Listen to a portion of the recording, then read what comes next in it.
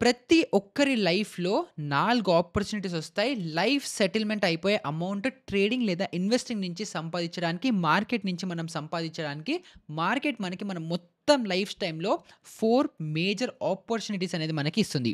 So, దీంట్లో first opportunity వచ్చినప్పుడు అది ఆపర్చునిటీ అని మనకి తెలీదు. మనకి నాలెడ్జ్ ఉండదు. సో, ఆపర్చునిటీ అనేది మిస్ అయిపోతుంది.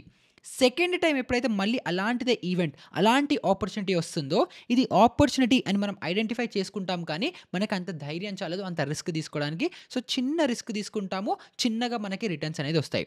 తర్వాత థర్డ్ టైమ్ మళ్ళీ ఆపర్చునిటీ వస్తుంది. మళ్ళీ ఇలాంటిదే ఈవెంట్ ఒకటొస్తుంది. అలా వచ్చినప్పుడు మనకి ఈసారి నాలెడ్జ్ ఉంది. మనం కొంత రిస్క్ తీసుకుంటే ఎంత రిటర్న్స్ వచ్చిందో ఆల్రెడీ టెస్ట్ చేసాం కాబట్టి, ఆ నాలెడ్జ్ ఉంటుంది కాబట్టి, థర్డ్ టైమ్ ఆల్ ఇన్ ఎళ్లి లైఫ్ టైమ్ మొత్తానికి సరిపడా డబ్బులు సంపాదించే ఆపర్చునిటీ ఈ థర్డ్ టైమ్ ఇస్తుంది. తర్వాత ఫైనల్‌గా ఫోర్త్ ఆపర్చునిటీ, ఫోర్త్ ఈవెంట్ మళ్ళీ వస్తుంది. మనీ అదే లైఫ్ టైమ్‌లో, అదే మన లైఫ్ టైమ్‌లో కాకపోతే ఈసారికి మన ఏజ్ ఎక్కువైపోతుంది. మనకి మెటీరియలిస్టిక్ నుంచి మనం దూరం వెళ్ళిపోయి పీసు, ప్రశాంతత ఇవన్నిటికి ఎళ్ళిపోతాం కాబట్టి, అప్పుడు మనకి ఆపర్చునిటీ ఉన్నా గూడా వద్దు అనేసి అనుకుంటాము. సో, ఇప్పుడు నా ప్రయత్నం ఏంటంటే, ఈ థర్డ్ ఆపర్చునిటీ వరకు గూడా కాకుండా, సెకండ్ ఆపర్చునిటీ నుంచే మీరు డబ్బులు సంపాదించేలాగా మీకు ఆ నాలెడ్జ్ రావాలి అనంటే, మార్కెట్ అసలు ఆ 4 ఆపర్చునిటీస్‌ని ఎలాగిస్తుంది? మార్కెట్ ఈ 4 ఆపర్చునిటీస్‌కి రావడానికి కొన్ని మార్కెట్ సైకిల్స్‌లో మూవ్ అవుతుంది. ఎందుకంటే మార్కెట్‌లో ఒక థియరీ ఉంది. అదేంటంటే మార్కెట్ రిపీట్స్ ఇట్‌సెల్ఫ్. మార్కెట్‌లో హిస్టరీ రిపీట్స్ ఇట్‌సెల్ఫ్. అంటే ఏంటి? ఒక 2 ఇయర్స్ ఒక స్టాక్ తీసుకోండి, ఒక ఇండెక్స్ తీసుకోండి, ఒక కమోడిటీ తీసుకోండి, ఒక ఫారెక్స్ తీసుకోండి, ఒక క్రిప్టో తీసుకోండి, ఏదైనా సరే ప్రతి ఒక్కటి మార్కెట్‌లో ఒక ప్యాటర్న్ అనేది ఫాలో అవుతుంది. అంటే ఏంటి? ఎవ్రీ ఇయర్ ఒకసారి ఒక టైంకి ఒకలాగా జరిగింది అనంటే, నెక్స్ట్ ఇయర్ మళ్ళీ అదే టైంకి అదేలాగా జరుగుతుంది అన్న ప్రాబబిలిటీ 90% వరకు మనం మార్కెట్‌లో చూస్తుంటాము. మీకు చిన్న రిలేటబుల్ ఎగ్జాంపుల్ ఇవ్వాలి అనంటే, ఇప్పుడు సపోజ్ మీరు రోజు హైదరాబాద్ లాంటి సిటీలో అవ్వచ్చు, లేకపోతే మీరు ఎక్కడుంటే అక్కడైనా సరే రోడ్డు మీద ఎళ్తున్నారు అనేసి అనుకుందాం. అక్కడ మీరు ట్రాఫిక్‌ని ప్రిడిక్టబుల్ చేయొచ్చు గదా! ఎలా ప్రిడిక్ట్ జేస్తారు? పొద్దున్న టైంలో రష్ అవరు 8:00 నుంచి 10:00 మధ్యలో అందరూ ఆఫీస్‌లకెళ్తూ ఉండాలి, స్కూల్‌లకెళ్తూ ఉండాలి గాబట్టి, అప్పుడు ట్రాఫిక్ ఎక్కువుంటుంది. అది కొంచెం 11 నుంచి మళ్ళీ సాయంత్రం 3, 4 వరకు అనుకోండి. కొంచెం ట్రాఫిక్ లైట్‌గా ఉంటుంది. మళ్ళీ 4 నుంచి మెల్లిగా నెమ్మదిగా స్టార్ట్ అయ్యి 7-9 అయితే ఇంకా పీక్ ట్రాఫిక్ పిచ్చ పీక్స్‌కెళ్ళిపోతుంది అని చెప్పి మనం ఒక ప్యాటర్న్‌ని అబ్జర్వ్ చేస్తున్నాం గదా! So, every day 1, 2, 3, 4 సెగ్మెంట్స్‌లో 4 types of traffics road మీద ఉంటుంది అని ఒక ప్యాటర్న్‌ని అబ్జర్వ్ చేస్తున్నాం గదా! సో, అదే విధంగా స్టాక్ మార్కెట్‌లో కూడా మనం ఇలాంటి ప్యాటర్న్స్‌ని అబ్జర్వ్ చేసుకోవచ్చు. అగైన్ ఇప్పుడు ఈ ట్రాఫిక్ ఈచ్ టైమ్‌లో ఒక్కొక్కలాగా ఎలా ఉంటుందని మనం ఎలా ప్రెడిక్ట్ చేసుకున్నాము? ఫస్ట్ టైము పొద్దున స్కూల్‌లకి ఎళ్తారు, కాలేజ్‌లకెళ్తారు, ఆఫీస్‌లకెళ్తారు. కాబట్టి రష్ అవర్ ఎక్కువుంటుంది. తర్వాత మనం చూసుకుంటే సాయంత్రం గూడా మళ్ళీ ఆఫీస్‌ల నుంచి వస్తారు గాబట్టి ట్రాఫిక్ ఎక్కువుంటుంది. మధ్యలో టైంలో నార్మల్ కమ్యూట్ ఉంటుంది అని చెప్పి అలా మనం ప్యాటర్న్స్‌ని డ్రా చేసుకుంటున్నాం. కానీ ఇప్పుడు కరెంట్ 2025లో రీసెంట్‌గా నేను హైదరాబాద్ ఎళ్తే 2, 3కెళ్ళినా గూడా ట్రాఫిక్ ఉంటుంది. ఎందుకు అని మనం చూసుకుంటే మళ్ళీ రీజన్స్ ఉంటాయి. సో, ఇప్పుడు అదే విధంగా స్టాక్ మార్కెట్‌లో గూడా ఒక స్టాక్ అవ్వచ్చు, ఒక ఇండెక్స్ అవ్వచ్చు. ఇలాంటివే కొన్ని ప్యాటర్న్స్‌ని ఫాలో అవుతూ, ఇలాంటివే కొన్ని ట్రెండ్స్‌ని ఫాలో అవుతుంది. అండ్ ఆ ప్రతి ట్రెండ్, ఆ ప్రతి వేవ్ రావడానికి గూడా కింద ఒక అండర్‌లయింగ్ రీజన్, ఒక అండర్‌లయింగ్ కాజ్ ఉంటుంది. సో, దీన్ని మనం ఐడెంటిఫై చేసుకుంటే ఎప్పుడు ఏ సెక్టర్ బూమ్ అవ్వబోతోంది? ఎప్పుడు ఏ స్టాక్ బూమ్ అవుతుంది? ఎప్పుడు మార్కెట్స్‌లో మేజర్ కరెక్షన్స్ రావచ్చు? వస్తే మనం ఎలా ప్రిపేర్డ్‌గా ఉండాలి? ఇలాంటివన్నీ గూడా మనం ప్రాపర్‌గా అనలైజ్ చేసుకొని, మనం రెడీగా ఉంటాము మార్కెట్‌లో ఇన్వెస్ట్ చేసేటప్పుడైనా, ట్రేడ్ చేసేటప్పుడైనా. సో, ఇప్పుడు ఇవాల్టి ఎపిసోడ్‌లో మనం చాలా డీటెయిల్‌గా ఇలాంటి మార్కెట్ సైకిల్స్‌ని ఎలా ఐడెంటిఫై చేయాలి? ఎన్ని టైప్స్ ఆఫ్ సైకిల్స్ ఉంటాయి? అది నేను మీ అందరికీ ఎక్స్‌ప్లెయిన్ చేయబోతున్నాను. అగైన్ ఇది మన ఎపిసోడ్ 20 చూసారా? ఫస్ట్ ఎపిసోడ్ నుంచి మొదలుపెట్టి 20 ఎపిసోడ్స్ వరకు వచ్చేసాం. ఆల్మోస్ట్ మన స్టాక్ మార్కెట్ రెవల్యూషన్ ఏదైతే ఏ టు జీ సీరీస్ చేస్తున్నామో, దాంట్లో ఆల్మోస్ట్ మిడ్‌వే 50% వరకు వచ్చేసాం అనుకోండి. 45 వీడియోస్ వరకు అనుకుంటున్నాను. సో, 20 వీడియోస్ వరకు వచ్చేసాము. సో, 20 వీడియోస్ వరకు మీరు కూడా నాతో పాటు ఇదే కన్సిస్టెన్సీగా ఎవరైతే వీడియోస్ చూస్తున్నారో, ఎవరైతే నేర్చుకుంటున్నారో, ఎవరైతే వాల్యూ పొందుతున్నారో, ఫస్ట్ మీకు మీరే సెల్ఫ్‌గా క్లాప్స్ కొట్టుకోండి. శభాష్ అని చెప్పుకోండి. మీరు మీ లైఫ్‌లో కొంచెం బెటర్‌గా అవ్వడానికి, ఫినాన్షియల్‌గా ముందడుగేస్తున్నందుకు, మీకొక్కళ్ళే కాకుండా మీ ఫ్యామిలీ కూడా సపోర్ట్ చేసినందుకు ఫస్ట్ మీకు మీరు కంగ్రాచ్యులేషన్స్ చెప్పుకోండి. ఈ మైల్‌స్టోన్, ఈ మార్క్ హిట్ అయినందుకు. తర్వాత ఇదంతా ఏంటి? అసలు ఏం చెప్తున్నాడు? ఈ 20 ఎపిసోడ్ ఏంటి? మైల్‌స్టోన్ ఏంటి? ఇవన్నీ కొత్త వాళ్ళకి అర్థమై ఉండదు. సో, ఎవరైతే వీడియోకి ఫస్ట్ టైమ్ ఇప్పుడే చూస్తున్నారో, మీకు ఈ కాంటెక్స్ట్ మనం చేస్తున్న జర్నీ మొత్తం అర్థం కావాలంటే, ఇక్కడ మీకు స్క్రీన్ మీద కనిపిస్తున్నాయి కదా! ఇంట్రో దగ్గర నుంచి ఇప్పుడు 19 వీడియోస్ వరకు, లాస్ట్ వీడియో వరకు అన్నీ డీటెయిల్‌గా ప్లే లిస్ట్‌లో లైన్‌గా పెట్టాను. ఇవన్నీ మీరు ఇక్కడ ఐ కార్డ్‌లో కింద డిస్క్రిప్షన్‌లో ఎళ్లి వీడియోస్ అన్నీ చూసారంటే సూపర్ క్లారిటీ వచ్చేస్తుంది. మనం ఏం చేస్తున్నాము, మనం ఎటు వెళ్ళబోతున్నాము అని. ఇంకా ఇలా మీకు కొత్తగా జాయిన్ అయిన వాళ్ళకి ఇంకా నా గురించి తెలియకపోతే నా పేరు నిహాల్. నేను స్టాక్ మార్కెట్‌లో ఒక ఫుల్ టైమ్ ఆప్షన్స్ ట్రేడర్‌ని. ఇంకా పాసివ్‌గా ఇన్వెస్ట్ కూడా చేస్తూ ఉంటాను. అండ్ మీరు చూస్తున్న వీడియోస్‌నేమో ఎడిట్ చేసింది బషీర్. సో మీరు మన ఎగ్జిస్టింగ్ ఎవ్రీడే రెగ్యులర్‌గా వ్యూవర్స్ ఎవరైతే ఉన్నారో మీరు ఇద్దరు కలిసి కింద కామెంట్ సెక్షన్‌లో ఎపిసోడ్ 20 మైల్‌స్టోన్ ప్రెజెంట్ అని చెప్పి ఒక అటెండెన్స్‌ని మార్క్ చేసేసుకోండి. తర్వాత మన ఏ టు జీ రెవల్యూషన్ మొదలుపెట్టేద్దాం.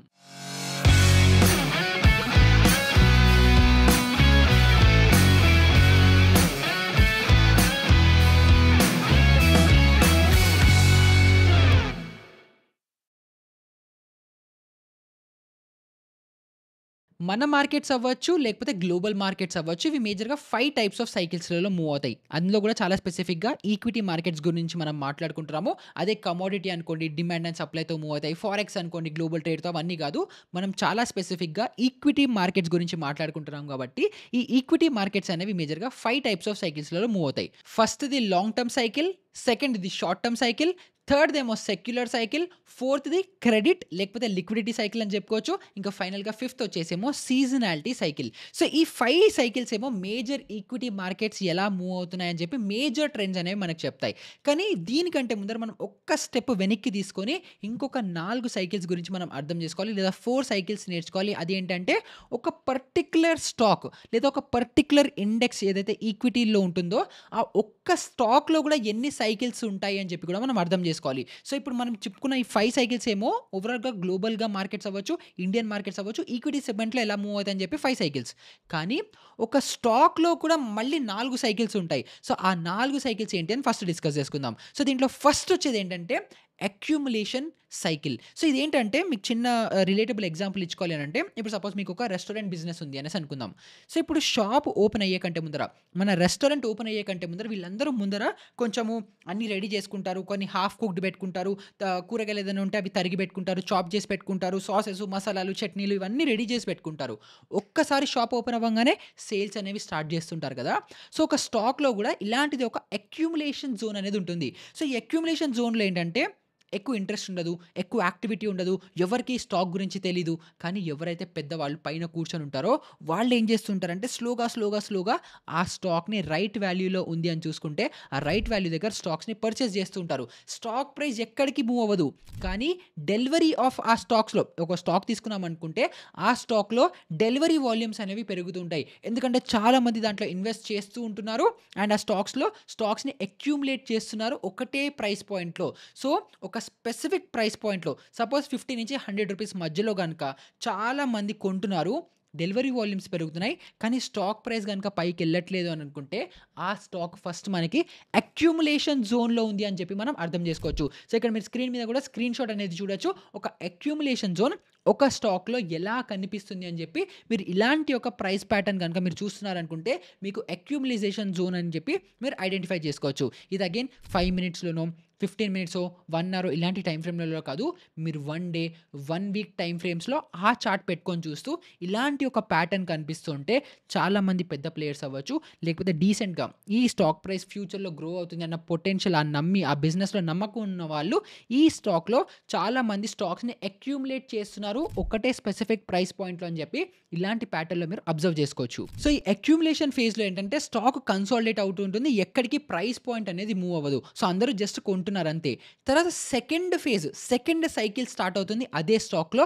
అదేంటంటే మార్కప్ లేకపోతే ట్రెండ్ అప్ అని. సో ఇప్పుడేంటి ఎవరెవరైతే పెద్ద పెద్ద ప్లేయర్స్ అందరూ కొనేసారో ఎందుకు కొంటున్నారు ఏంటి అని చెప్పి నాలాంటి అనలిస్ట్ వాళ్ళు లేకపోతే ఎక్కడో మీడియా హౌసెస్‌లోనో ఎక్కడో ఒకసారి న్యూస్ లీక్ అవుతుంది. అయినప్పుడు ఏమవుతుంది మొత్తం రీటైల్ వాళ్ళకి, నార్మల్ బయట వాళ్ళకి కూడా చాలా మందికి ఒక ఫోమో స్టార్ట్ అయిపోతుంది. ఇంత పెద్దవాళ్ళు దాంట్లో ఇన్వెస్ట్ చేస్తున్నారు. నేను కూడా ఇన్వెస్ట్ చేయాలని చెప్పి ప్రతి ఒక్కళ్ళు దాంట్లో దూరడం స్టార్ట్ చేస్తారు కదా! సో అప్పుడేమవుతుంది ఫోమో కిక్ అవుతుంది. ప్రైస్ హయ్యర్ లోస్ లేదా హయ్యర్ హైస్ క్రియేట్ చేసుకుంటూ అప్ ట్రెండ్‌లో స్టాక్ పైకి కొట్టుకుంటూ పోతుంది. పైకి వెళ్ళిపోతూనే ఉంటుంది. సడన్ ర్యాలీస్ ఇస్తుంది. సో దీన్ని మీరు ఎక్కడ చూడొచ్చు అని చూసుకుంటే మీకు స్క్రీన్ మీద చూడొచ్చు. రిలయన్స్ చార్ట్ ఒక చాలా ఏళ్ల వరకు 7, 8 ఇయర్స్ వరకు ఒక్కటే ప్రైస్ పాయింట్‌లో స్టక్ అయిపోయి ఉండి అక్యుములేషన్ జోన్ నుంచి ఒక్కటేసారి బుల్ ట్రెండ్ పట్టుకుంది. కంటిన్యూస్‌గా పైకి షూట్ అయిపోతుంది కదా! సో అలా పైకి వెళ్ళేటప్పుడు ఏంటంటే చాలా మందికి ఆ ఫోమోలో ఎవరైతే అక్యుములేషన్ జోన్ దగ్గర కొన్నారో వాళ్ళు సూపర్‌గా మంచి ప్రైస్‌కి కొనిపెట్టుకొనుండి అప్ ట్రెండ్ ఎళ్ళేటప్పుడు సెల్ చేసుకొని ప్రాఫిట్స్ చేసుకుంటుంటారు. కానీ నార్మల్ రిటైలర్స్ ఏంటి ప్రైస్ మూవ్ అవ్వడం స్టార్ట్ అయిన తర్వాత వీళ్ళు దిగుతారు. అప్పుడు పాయింట్ ఏంటి? ప్రైస్ పైకి పోతూనే ఉంటుంది. ఎప్పటికైనా కొంచెం కిందకొస్తే నేను జాయిన్ అవ్వచ్చు, నేను కొనుక్కోవచ్చు అని చెప్పి వెయిట్ చేస్తుంటారు. ప్రైస్ అలా పైకి పోతూనే ఉంటుంది. పైకి పోతూనే ఉంటుంది. ప్రైస్ అనేది ఎక్కడ ఆగదు. సో, ఇలా పైకి కంటిన్యూయస్‌గా పైకెళ్తూ ఏదైతే అప్ ట్రెండ్‌లో ఉంటుందో స్టాక్ దీన్ని మార్కప్ లేకపోతే ట్రెండ్ అప్ లేకపోతే అప్ ట్రెండ్‌లో స్టాక్ ఉంది అని చెప్పి మనం ఇలాగా సెకండ్ సైకిల్‌ని ఐడెంటిఫై చేసుకోవచ్చు. తర్వాత థర్డ్ ఫేజ్ ఏంటంటే డిస్ట్రిబ్యూషన్ ఫేజ్. సో, ఇప్పుడు ఎవరైతే ఇక్కడ అక్యుములేషన్ జోన్‌లో ఎవరైతే స్మార్ట్ మనీ ఎవరైతే అక్యుములేట్ చేసుకున్నారో స్టాక్స్ వాళ్ళు ఇలా అప్ ట్రెండ్‌లో మంచిగా హయ్యర్ హైస్ చేసుకుంటూ బ్రేకౌట్‌ల మీద బ్రేకౌట్‌లు, బ్రేకౌట్‌ల మీద బ్రేకౌట్‌లు ఇచ్చుకుంటూ పైకెళ్ళిపోతుంది కదా! అలా వెళ్ళిపోయిన తర్వాత ఎవరైతే తక్కువ నాలెడ్జ్ వాళ్ళు ఉన్నారో, ఎవరైతే జస్ట్ గ్రీడ్ ఇంకా ఫోమోతో ఎవరైతే ఇప్పుడు స్టాక్‌లోకొచ్చారో వాళ్ళు కొనడం స్టార్ట్ చేస్తారు. అప్పుడేమవుతుంది? ఈ ఇన్వెస్టర్స్ ఎవరైతే ఆపరేటర్స్ ఎవరైతే ఇనీషియల్‌గా అక్యుములేషన్ జోన్‌లో ఇన్వెస్ట్ చేసిన ఇన్వెస్టర్స్ ఎవరైతే ఉంటారో వాళ్ళు టాప్‌లో ఎగ్జిట్ అవ్వడం అనేది మొదలుపెడుతుంటారు. సో, అక్కడేమవుతుంది? ఇన్‌స్టిట్యూషనల్ మనీ ఏమో ఎగ్జిట్ అయిపోతుంటుంది. రిటైలర్స్ ఎంట్రీ తీసుకుంటూ ఉంటారు. రిటైలర్ దగ్గర అంత దమ్ముండదు స్టాక్‌ని ఇంకా హయ్యర్ హైకి తీసుకెళ్ళడానికి. సో, అప్పుడేమవుతుంది? కంటిన్యూయస్ ర్యాలీ అయిన తర్వాత మళ్ళీ స్టాక్ స్టాగ్నేషన్‌లోకొస్తుంది. ఒక దగ్గర ఒక జోన్‌లో ఆగిపోతుంది. సో, ఇప్పుడు మళ్ళీ మన రిటైలర్‌కి తెలివుండదు. ఇప్పుడు వీడేమనుకుంటాడు? ఇక్కడ అక్యుములేషన్ జోన్‌లో అక్యుములేషన్ జరుగుతోంది గదా! అదే విధంగా అప్ ట్రెండ్ వచ్చేసిన తర్వాత ఇప్పుడు మళ్ళీ ఇక్కడ అక్యుములేషన్ జోన్ వస్తుందేమో అని అనుకుంటాడు. కానీ అక్కడేం జరుగుతోంది? డిస్ట్రిబ్యూషన్ సైకిల్ అవుతోంది. ఎవరైతే ఇక్కడ కొన్నారో వాళ్ళు అక్కడ అమ్మేస్తున్నారు. ఇక్కడ డెలివరీ వాల్యూమ్స్ పెరుగుతున్నాయి. ఇక్కడ డెలివరీ వాల్యూమ్స్ తగ్గిపోతున్నాయి. డెలివరీ వాల్యూమ్స్ తగ్గిపోతున్నాయి అంటే ఏంటి? ఎవరు షేర్స్ కొని ఇంటికి తీసుకెళ్ళట్లేదు. ఇన్వెస్టర్ ఎవడు ఇన్వెస్టర్‌గా ఉండట్లేదు. ఎగ్జిట్ అయిపోతున్నాడు. సో, డెలివరీ వాల్యూమ్స్ తగ్గిపోతున్నాయి అని చెప్పి మనక డిస్ట్రిబ్యూషన్ జోన్‌లో కనిపిస్తుంది. ఒకవేళ మన అక్యుములేషన్ జోన్ నుంచి స్టాక్ పైకెళ్ళిపోయింది. పైకెళ్ళిన తర్వాత డిస్ట్రిబ్యూషన్ జోన్ వచ్చింది. అక్కడ జోన్ దగ్గర కూడా డెలివరీ వాల్యూమ్స్ పెరుగుతున్నాయంటే ఇన్వెస్టర్ కాన్ఫిడెన్స్ ఇంకా స్ట్రాంగ్‌గా ఉంది.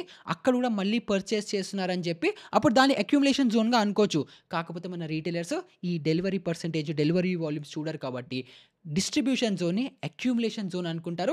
అక్కడి నుంచి ప్రైస్ పైకెళ్తుంది. ఫేక్ బ్రేకౌట్ అవుతుంది. మళ్ళీ ప్రైస్ కిందకొచ్చేస్తుంది. మళ్ళీ కొంత పైకెళ్ళడానికి ట్రై చేస్తుంది. మళ్ళీ ఫేక్ బ్రేకౌట్ ఉంటుంది. మళ్ళీ కిందకొచ్చేస్తుంది. సో, మాక్సిమం రిటైలర్స్ ఈ థర్డ్ సైకిల్‌లో ఏదైతే డిస్ట్రిబ్యూషన్ ఫేజ్ ఉంటుందో ఇక్కడ లాక్ ఇన్ అయిపోతారు. ఫోమో వల్ల వీళ్ళు పెద్దవాళ్ళందరూ ఎగ్జిట్ అయిపోతుంటారు. కానీ అగైన్ ఇప్పుడు మీరు ఈ ఎపిసోడ్ చూసేసారు. A to Z series follow అవుతున్నారు. ఎపిసోడ్ 20లో ఎక్కడో నిహాల్ చెప్పాడు అక్యుములేషన్ అవుతోంది. మార్కప్ అంటున్నాడు. తర్వాత డిస్ట్రిబ్యూషన్ అంటోంది. సో, ఇప్పుడు మీరు ఇదే ప్యాటర్న్ కనుక వేరే ఏదైనా స్టాక్‌లో అబ్జర్వ్ చేస్తున్నారనుకుంటే అప్పుడు ఏమైపోతారు? కాషియస్‌గా ఈ స్టాక్ సప్లై జోన్ దగ్గర ఉంది. ఈ స్టాక్ డిస్ట్రిబ్యూషన్ జోన్ దగ్గర ఉంది. ఇక్కడ డెలివరీ వాల్యూమ్స్ లేవు. సో, నేను ఇక్కడ ఎంటర్ అవ్వద్దు అని చెప్పి పిక్చర్ క్లారిటీతో ఉంది. మీరు డబ్బులనేది సేవ్ చేసుకుంటారు. సో, ఇదేమో డిస్ట్రిబ్యూషన్ జోన్. తర్వాత ఫైనల్‌గా ఫోర్త్ సైకిల్ ఫోర్త్‌ది ఏం జరుగుతుంది ఒక స్టాక్‌లో అంటే మార్క్ డౌన్ ట్రెండ్ లేదా డౌన్ ట్రెండ్. కంటిన్యూయస్‌గా స్టాక్ ప్రైస్ కిందకొచ్చేస్తుంది. సో, ఇప్పుడు ఒక ప్రైస్ దగ్గరకొచ్చి డిస్ట్రిబ్యూషన్ జోన్ దగ్గర ఇన్వెస్టర్లందరూ ఎగ్జిట్ అయిపోయారు. ఎవరైతే బిగ్ మనీ ఉంటుందో, స్మార్ట్ మనీ ఉంటుందో వాళ్ళు ఎగ్జిట్ అయిపోయారు. రిటైలర్స్ ఆ ప్రైస్‌ని ఎంతవరకని హోల్డ్ చేసుకోగలుగుతారు? చేసుకోలేరు. అప్పుడేమవుతుంది? స్టాక్ ప్రైస్ కంటిన్యూయస్‌గా కిందకొచ్చేస్తుంది. సో, ఎవరైతే డిస్ట్రిబ్యూషన్ జోన్ దగ్గర కొన్నారో వాళ్ళకొచ్చే ప్రాబ్లమ్ ఏంటో తెలుసా? స్టాక్ ప్రైస్ కిందకొచ్చింది. ఇంత పైకెళ్ళింది కదా! కొంచెం రీట్రేస్‌మెంట్ ఓకే అని అనుకుంటారు. కిందకొస్తుంది. యావరేజ్ అవుట్ చేస్తారు. కొంచెం పైకెళ్తుంది. మళ్ళీ కిందకొస్తుంది. సరే ఇంకెంత కిందకెళ్తుంది? 20% పోయింది, 30% పోయింది, 40% పోయింది, 50% పోయింది. ఇంకెంత పోతుంది అని అనుకుంటూ ఉంటారు. అది అలా, అలా, అలా, అలా, అలా పడుతూ యెస్ బ్యాంక్ లాగా ఎక్కడికో పోతుంది. తర్వాత మళ్ళీ అందరం కూర్చొని ఏడవాలి. సో, ఒక స్టాక్ ఎన్ని సైకిల్స్‌లో మూవ్ అవుతుంది? ఈ 4 సైకిల్స్‌లో మూవ్ అవుతుంది. ఫస్ట్ అక్యుములేషన్ అవుతుంది. తర్వాత అప్ ట్రెండ్‌లో పట్టుకుంటుంది. తర్వాత డిస్ట్రిబ్యూషన్‌లో ఉంటుంది. తర్వాత మార్క్ డౌన్ లేదా డౌన్ ట్రెండ్‌లోకి వస్తుంది అని చెప్పి ఈ 4 సైకిల్స్‌ని ఐడెంటిఫై గనుక మీరు చేసి ఈ ప్యాటర్న్ గనుక మీరు ఏదైనా స్టాక్‌లో చూస్తున్నారనుకుంటే ఆటోమేటిక్‌గా ఆ స్టాక్స్‌లో ఎక్కడ ఎంట్రీ తీసుకోవాలి? ఎక్కడ ఎగ్జిట్ అవ్వాలి? అని చెప్పి మీకు పిక్చర్ క్లారిటీ అనేది వచ్చేస్తుంది. సో, ఇప్పుడు మనకేంటి మైక్రో ట్రెండ్స్ మనకు అర్థమైపోయాయి. ఒక స్టాక్ వితిన్‌లో ఎన్ని సైకిల్స్ ఉంటాయని అర్థమైపోయింది.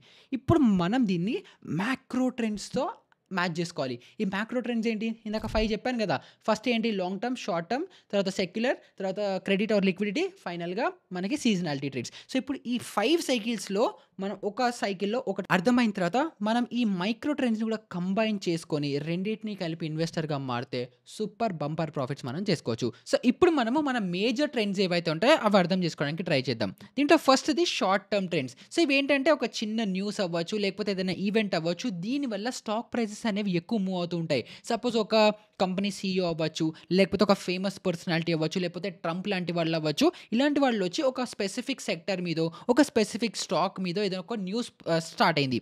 ఏంటి ఇప్పుడు మేము ఎలక్ట్రానిక్స్ మీద జీఎస్టీ తగ్గిస్తున్నాము అని చెప్పారనుకుందాం. సో సడన్‌గా ఎలక్ట్రానిక్ స్టాక్స్ అన్నీ ఒక షార్ట్ టర్మ్‌లో మూవ్ అనేది అయిపోతాయి. జస్ట్ నీ జర్క్ రియాక్షన్ అనేసి అంటాము. సో ఇదేంటి ఏదో వచ్చింది. మనకి అనలిస్ట్‌లు వీళ్ళందరూ అది యాక్చువల్‌గా లాంగ్ టర్మ్‌గా ఎలా ఇంపాక్ట్ అవుతుంది ఇవన్నీ కూడా వీళ్ళకి ఏం సంబంధం లేదు. సడన్‌గా ఏదో న్యూస్ వచ్చింది. జీఎస్టీ తగ్గింది. అంటే ఈ సెక్టర్‌కి బెనిఫిట్ అని చెప్పి అందరూ ఆ స్టాక్‌లో కొనేస్తూ ఉంటారు. సో ఇప్పుడేంటి షార్ట్ టర్మ్‌లో అది 1 డే అవ్వచ్చు, 1 వీక్ అవ్వచ్చు, 1 మంత్ వరకు అవ్వచ్చు. ఈ ఫ్రిజ్ అనేది ఉంటుంది. షార్ట్ టర్మ్‌లో నీ జర్క్ రియాక్షన్ వల్ల ఒక స్టాక్ ప్రైస్ పైకి కిందకి మూవ్ అవుతుంది. దీన్ని మనం షార్ట్ టర్మ్ ట్రెండ్స్ అనేసి అంటాము. సో ఎవరైతే యాక్టివ్‌గా ట్రేడర్స్ ఉన్నారో వాళ్ళు ఏం చేస్తూ ఉంటారంటే ఏ స్టాక్‌లో న్యూస్ వస్తోంది, ఏ స్టాక్‌లో ఏం జరగబోతుందని చెప్పి ఈ షార్ట్ టర్మ్ ట్రెండ్స్‌ని ఐడెంటిఫై చేసుకొని దాని మీద కూడా డబ్బులనేది సంపాదిస్తుంటారు. కానీ ఇది అంత ఈజీ కాదు. మనం రిస్క్ కూడా చాలా తక్కువ తీసుకోవాలి. సో మీ మొత్తం క్యాపిటల్ మీద ఒక 5% మీరు దీంట్లో అలొకేట్ చేస్తూ దాంట్లో అగైన్ ఒక 5-10% రిస్క్ తీసుకుంటూ అలా మీరు చేసుకుంటే ఈ షార్ట్ టర్మ్ ట్రెండ్స్‌లో మీరు డబ్బులనేది సంపాదించుకోగలుగుతారు. కానీ ఒక్క విషయం గుర్తుపెట్టుకోండి. ఇలా న్యూస్ డ్రివెన్ స్టాక్స్‌లో మీరు ఏదైనా ఇన్వెస్ట్ చేస్తున్నారు అనేసి అనుకుంటే అది షార్ట్ టర్మ్ కోసం మాత్రమే.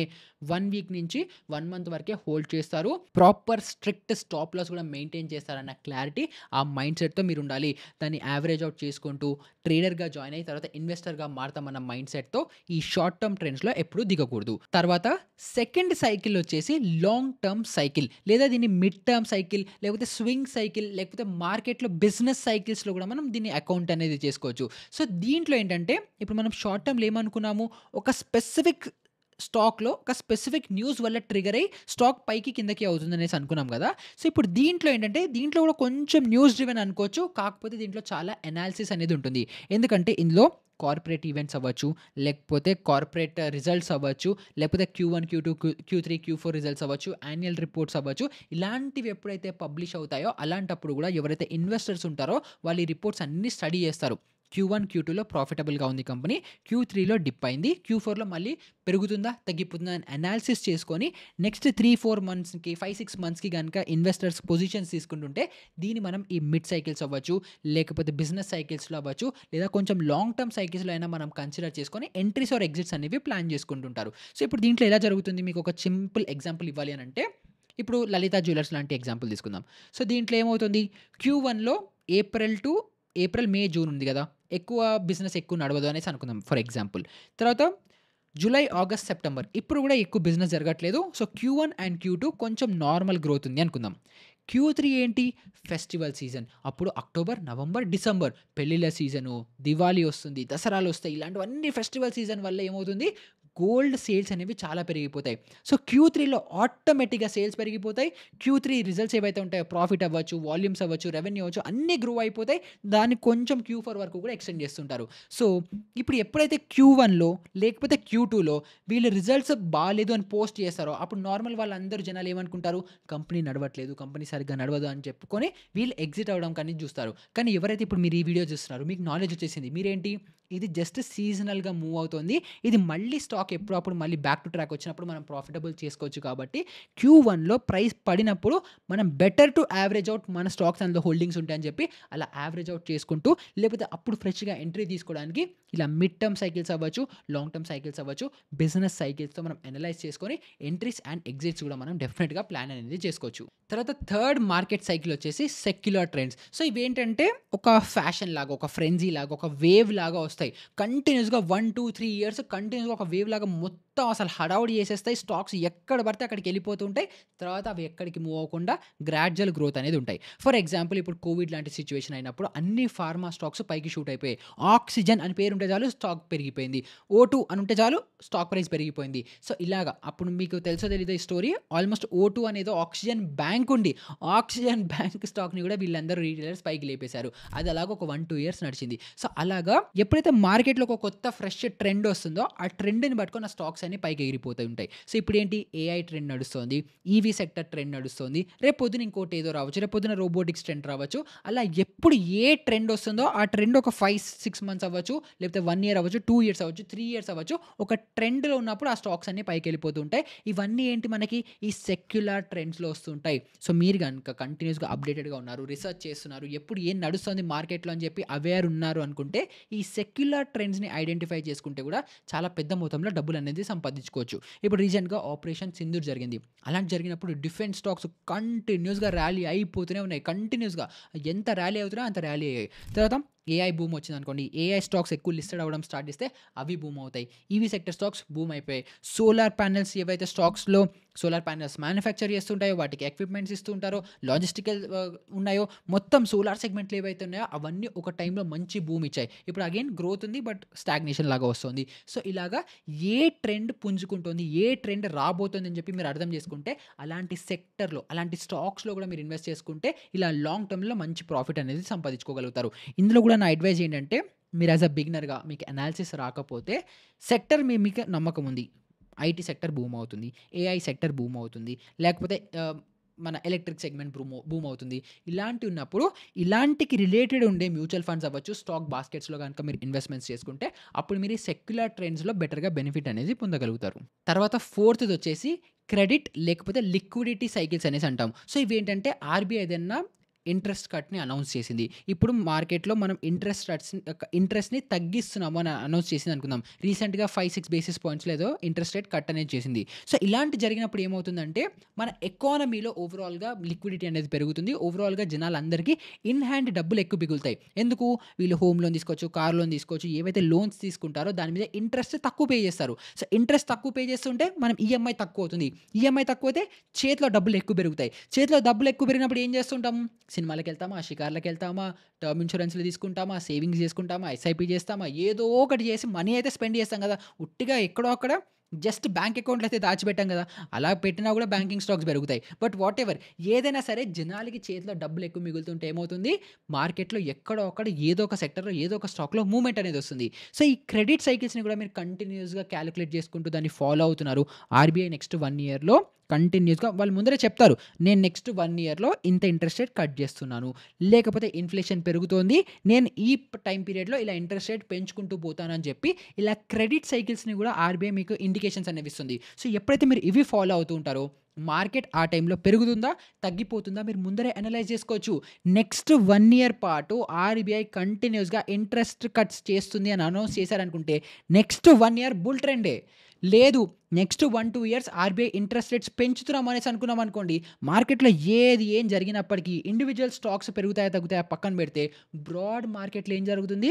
మార్కెట్స్ కంటిన్యూయస్‌గా డౌన్ ట్రెండ్ ఉంటాయి. సో మార్కెట్ ఇలా క్రెడిట్ సైకిల్స్‌లో ఏం జరుగుతుందని కూడా మీరు అర్థం చేసుకొని దృష్టిలో పెట్టుకుంటే అప్పుడు మీరు ఈ long term bull trends, long term bear ట్రెండ్స్‌ని కూడా మీరు ఐడెంటిఫై అనేది చేసుకోగలుగుతారు. తర్వాత ఫిఫ్త్ అండ్ ఫైనల్ సైకిల్ ఏంటో తెలుసా? Seasonality cycle. సో ఇవేంటే సీజనికల్‌గా మూవ్ అవుతూ ఉంటాయి. సో ఇప్పుడు ఎగ్జాంపుల్‌కి మనం సమ్మర్ సీజన్ వచ్చిందనుకుందాం. అప్పుడు ఏం చేస్తూ ఉంటాం? మనం ఏసీలు, కూలర్‌లు ఎక్కువ కొంటూ ఉంటాం. సో ఇప్పుడు ఏసీలు, కూలర్‌లు ఎక్కువ కొంటుంటే ఎలాంటి కంపెనీస్ గ్రో అవుతాయి? వోల్టాస్ లాంటి కంపెనీలు, వర్ల్‌పూల్ లాంటి కంపెనీలు, సామ్‌సంగ్ లాంటి కంపెనీస్ ఎవరైతే ఇవన్నీ మ్యానుఫ్యాక్చర్ చేస్తుంటారో వాళ్ళ కంపెనీస్‌కి ఇది బెనిఫిట్ కాబట్టి ఆ 2-3 మంత్స్ ఈ స్టాక్స్ మంచిగా ర్యాలీ అనేది అవుతాయి. దాని తర్వాత నెక్స్ట్ మనం మాన్సూన్ సీజన్ తీసుకుందాం. అప్పుడేమవుతుంది? అందరూ హార్వెస్టింగ్ కాదు. వాళ్ళు పొలాల్లో నాట్లు పెడుతుంటారు. సో కాబట్టి ఫర్టిలైజేషన్ స్టాక్స్ అవ్వచ్చు, లేకపోతే ఫర్టిలైజర్ స్టాక్స్ అవ్వచ్చు, లేకపోతే ట్రాక్టర్ స్టాక్స్ అవ్వచ్చు. ఎందుకంటే పొలం దున్నాలి కదా! అలాంటి స్టాక్స్ అవ్వచ్చు. ఇవన్నిట్లో మనకి ఎక్కువ మూవ్‌మెంట్ అనేది చూస్తుంటాం.